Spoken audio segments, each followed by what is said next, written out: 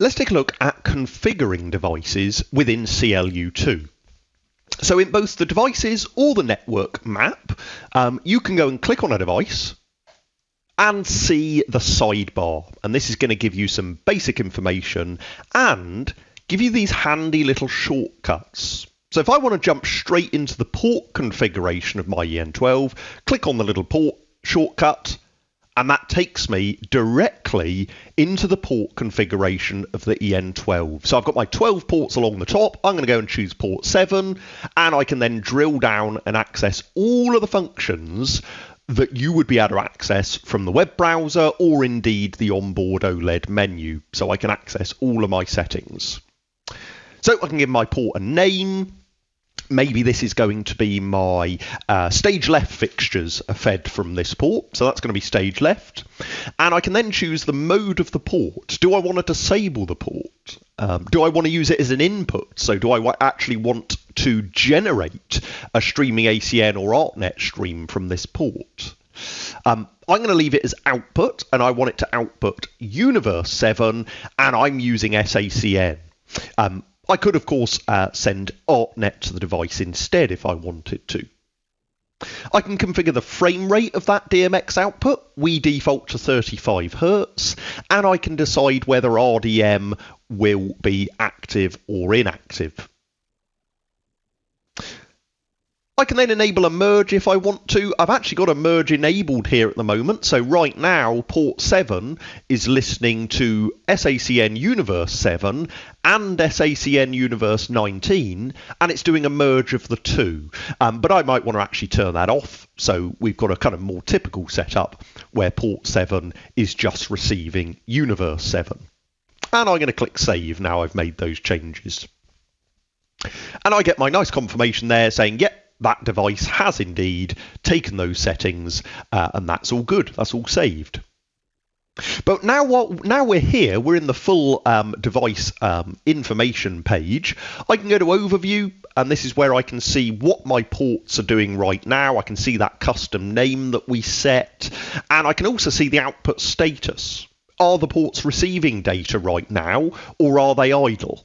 In my case here, I'm not yet outputting sACN, so I've just got idle ports.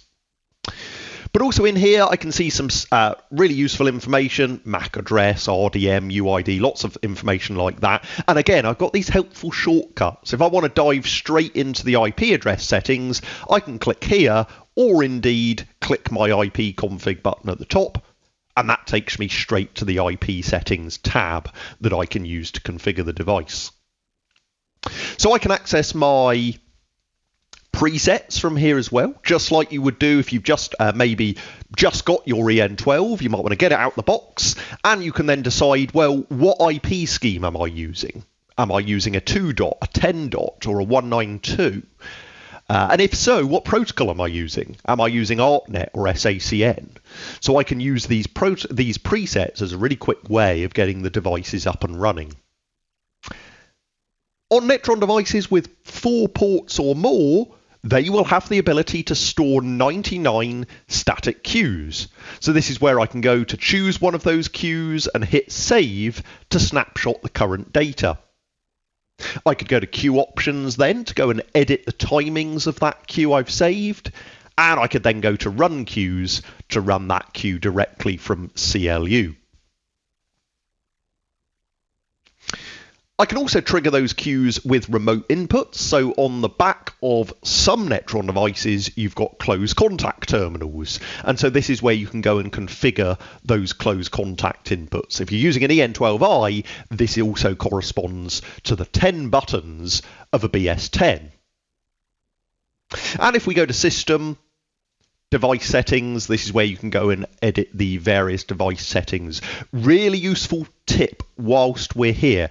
Just bear in mind the ArtNet universe offset. By default, NETRON devices will start from ArtNet universe 0, but some consoles don't. So if you are using ArtNet, you might want to go and switch the universe mode to 1-to-1. So now when you input universe 1 into your NETRON device, that is indeed referring to ArtNet 1.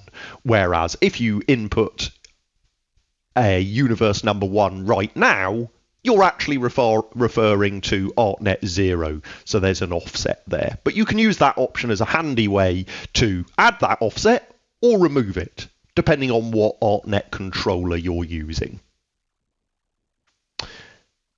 I'm going to click back, and we go back to the network map, and I can do the same for another device. Click a device, and go to full device info, and edit it from in here. And I can access all of that directly from the devices tab as well. Full device info, and I can go and see my ports, and I can even go and click on a port. So I'm going to click on port 6, and that will take me straight to the settings of port 6. Last thing to mention as well, though, is it's not just gateways that you can configure in here. If I go and choose my NS8 and go full device info, I can actually go and configure the network switch directly in CLU2 as well. So I can go to network ports, that's where I can access my 8 ports and assign them to VLANs, configure the VLAN behavior, and so on. So that's gateways, that's switches, but RDM devices is another type of device you might see in here. So for example, the RDM6, that's our NETRON 6-port DMX and RDM splitter. It is discoverable as a device. So if I go to full device info, I can give it a name. Maybe I've got multiple RDM6 splitters, and so I could have a stage left and stage right one, for example. I can see in here the firmware version that my RDM splitter is running, and I can even see which universe it's on, which port of my gateways is my RDM splitter connected to. Another useful feature of the RDM6 is you can identify it. So if you do have multiple RDM6 splitters in a rack, you know which RDM splitter you're talking to. And lastly, normal RDM fixtures, so something like our little test tile here, or indeed any RDM device, I can go to the DMX tab, and that's where I could change the mode of my RDM fixture and the start address of that RDM fixture, all directly within CLU. A really important word of note on CLU. If you don't have a NETRON device connected, you will still be able to perform ArtNet and LLRP discovery, and you might find some third-party devices. But just a word of note, if you don't have a NETRON device connected, it will purely behave as a discovery tool. You won't be able to configure. But as soon as you've got at least one NETRON device on the system that it's found, at that point you can discover and configure all of your devices over ArtNet and LLRP.